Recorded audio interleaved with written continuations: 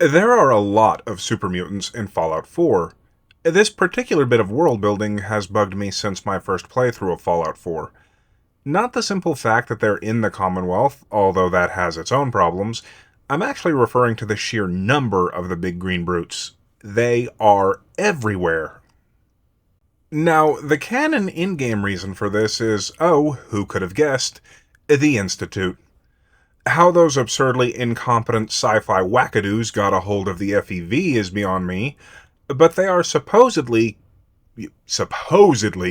capable genetic engineers, so they could have made a passable copy at least. Or they could have sent agents further out than normal to search for useful tech and formulas, assuming any of the Institute scientists are rational enough to do that. Still, like I said, it's not the brutes being in the Commonwealth I take an issue with, it's that they are Legion. I think that might have been a double beat. Oops. So the actual issue here is that the Institute's FEV labs were shut down after Virgil's little display of resistance, which happened at least a while before the events of the game, considering the state of those labs. Before said events occurred, the Institute tended to dump the FEV subjects back into the Commonwealth. I do not know why they would do that, but they did. Perhaps continued observation through those camera birds, but I'm not sure how effective that would be from a scientific observation standpoint, since those birds can't really just waddle into supermutant bases. The greenskins would probably see them as a light snack, or even just womp them for fun. Honestly, though, that just brings up the question of random wastelanders not hunting them for food and constantly finding out they're not real birds. That would certainly keep those coursers busy trying to cover it up. Back on track then. So, it has been a while since the Institute was casually dumping greenskins onto the Commonwealth, and frankly, no matter how tough they were, with relatively rare exception, they're not exactly of human-level intelligence. Their quote-unquote traps tend to be overly obvious or absurdly simple. They mostly seem to succeed in their, hunts through sheer brute force or occasional dumb luck. And honestly, the intelligence of the rare, smarter greenskins is kind of all over the place. This lack of intelligence and violent inclination towards basically everything that isn't one of them tells us one important thing. They are always fighting, and always taking losses. They are tough, but not actually unstoppable. This means even before the sole survivor wakes up and starts their endless waltz of destruction through the Commonwealth, the supermutant numbers should be diminishing rather quickly, especially if they're not being replenished by the Institute of Unified Morons. So I'm going to go over some of the possible in-game reasons they could be maintaining their population, and why they would or wouldn't work, and then give my own take on what could have been done from a writing standpoint to make this make more sense, in terms of world building at least. The first possible reason is that they are somehow naturally reproducing. This is not likely, as traditionally supermutants do not have the proper biological equipment to reproduce through such means.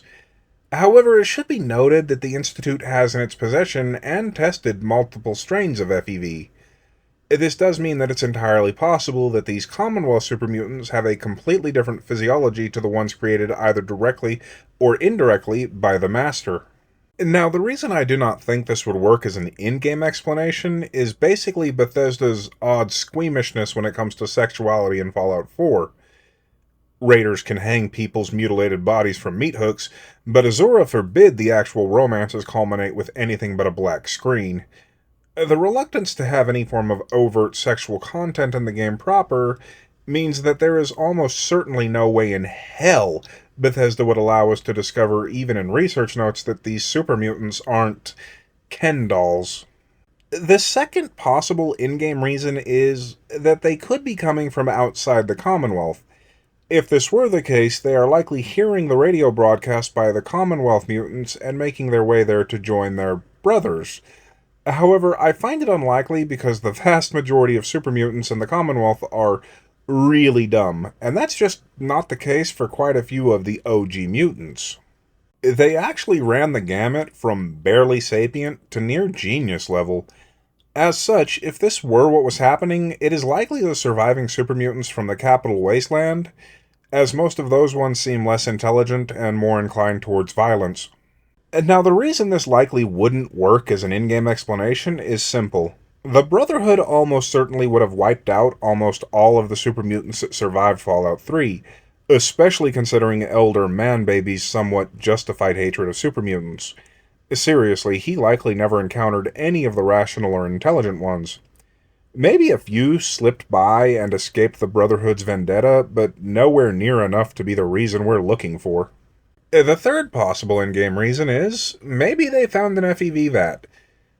Possibly in an old Enclave outpost or some Institute tech left carelessly in the wasteland. Now, this is an odd one because while technically possible, it would heavily imply outside interference. Let me explain that. If this were the case, these particular mutants are not smart enough to figure out how the vats work. They're just not. The few who might be smart enough to figure it out aren't exactly fond of other supermutants, so they would not be helping in making more. This means an outsider would have to teach them how it works, and hope they don't smash it to bits at the first bit of frustration it causes them. It would also mean said outsider would have to be able to control or survive the mutants long enough to teach them how. And now, on the off chance this was happening, it actually wouldn't be noticed by the people of the Commonwealth, mostly because whenever someone vanishes, they blame the Institute of Utter Idiocy. Still, I do not believe this would make a good in-game explanation, because these mutants in particular are just not smart enough to pull it off, even if they had the patience to accept outside help from a ghoul or human, which frankly, they don't. A fourth possibility is, well, Virgil. Another extremely unlikely one, honestly, especially considering his particular dislike of the Institute's FEV experiments. However, he does know how to make them.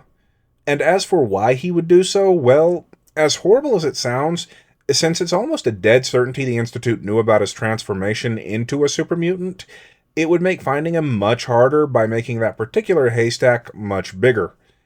He could have made a show of becoming one of the Commonwealth's supermutants proper, and then waited for the opportune moment to disappear into the glowing sea.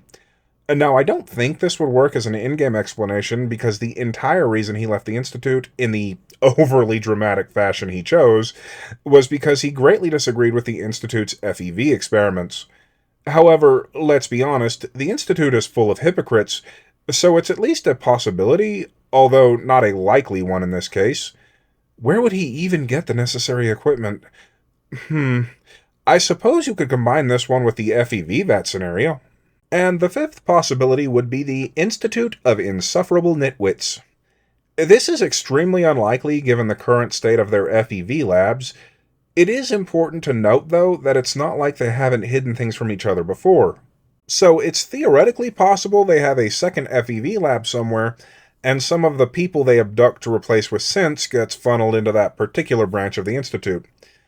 Now, this almost certainly would not work as an in-game explanation, because if we side with them, we are given full access to the Institute as the new director, and we don't see any additional labs or hidden areas we're not allowed to explore, at least as far as I know. So, this is very unlikely. That was all of the in-game reasons I can think of, and why they probably wouldn't work. Now, obviously, supermutants have to be in the game, because Bethesda seems to be terrified of losing even one iconic thing, in Fallout at least, even when that iconic thing makes little to no sense. So let's go over what I think could have been done with them. Now, in this case, the first idea would be to simply limit their numbers far more, instead of being practically everywhere. Have them be higher difficulty encounters that only occur in specific areas, or on specific quests, mostly Brotherhood quests. You could still have them be a major threat that way, but it would come off as you only finding so many because the Brotherhood is actively sniffing out every little outpost of them. So you wouldn't automatically think there were too many to make sense, it would just be the Brotherhood doggedly hunting an already diminishing group down. To make this work, you would have to have the number of mutants that spawn for random encounters gradually lower as you perform these missions. You could have this culminate in a final mission where the last surviving mutants, A mix of the toughest and quote-unquote smartest gather to attack the airport in a rage. Have them be only high-level mutants and several behemoths, so the fight's actually challenging. This could even be the lead-in to Maxon believing Liberty Prime is an absolute necessity. After all, the mutants are mostly dealt with now, but they're not the only threat, and the casualties from the aforementioned battle are not sitting well with him. You could actually do this for the Minutemen as well. After all, Raiders can be occasionally reasoned with, and Gunners are just in it for the money. But super mutants cannot be reasoned with. They view humans as food. So simply have Preston send you on a short series of quests to clear out mutant colonies. You would have to do the same diminishing numbers thing here as with the Brotherhood. It would even make sense to have the later mutant camps have fewer numbers but much higher level mutants, as the toughest, smartest ones would have been the survivors. Maybe even lead into some kind of boss fight with the biggest, baddest mutant in the Commonwealth. Obviously, there is no real way to tie this into the Railroad, mostly because as an organization, they're supposed to deal mostly with saving sense, and an overt campaign against the super mutant population would not help in that endeavor at all. As for the Institute, well, the best bet there would be to be given the option to clean up Sean's mess. But that would make him look even more like an idiot and a supervillain did the fusion dance, so it's not a great option. Now, all that being said, honestly my personal choice for this would be to simply reduce their overall role within the Commonwealth while making them incredibly tough. Maybe simply reserve them for really high-level missions. Or have dealing with them be the penultimate quest for some of the main factions. There is no reason the Lurky Queen at the castle can't be substituted for a really tough behemoth that wakes up when you finish clearing out the Castle of Mutants. After all, Swan has an emerging or awakening animation that could be the behemoth waking up from a small pond of water, mud, or debris in the center of the castle. It would even give us a reason the Minutemen of old failed to stop the castle's fall, even though you and a handful of volunteers could clear it.